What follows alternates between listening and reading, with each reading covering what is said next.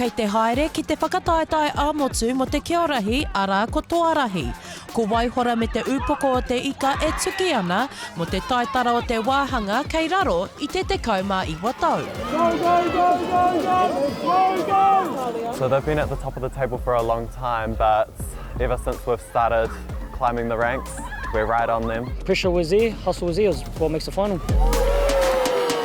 Pēnei te whakataetae tuatoru, a he tuatahitanga tēnei ki atu tēnei whakataetae ki te Waipounamu.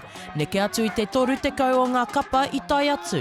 Ko tā reihana te rauna no Te Ūpoko, e hara tēnei I te tukinga tuatahi ki te whiringa toa. We took it out last year back in Wellington, our home ground. It was fast. They had us on speed.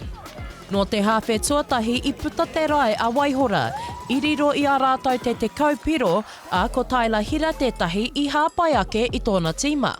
Honestly, we just needed to keep on top of them, and once we had our foot on their necks, we weren't giving up. I just love being on Ki-o-Rahi, scoring tries, giving the other team a dong. Yeah, it was just so good. Heoi I te hawhe tuarua I hoki mai Te Ūpoko me tā rātou whai I ngā piro e waru hei Ki-o-Ma. One game you have a mean defense, another game mean throwing, and another game you're scoring all the points, and then the defense is in there.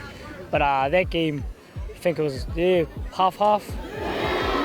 I te mutunga iho I hinga Te Ūpoko, a I riro a Waihora I te mana nui te kaumāwaru ki te kau.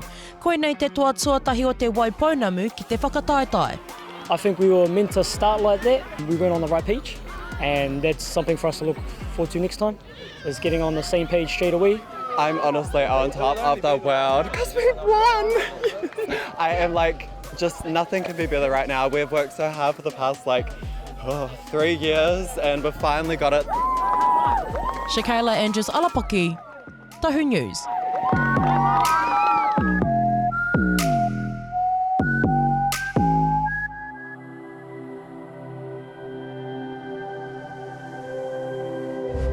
Ko te reo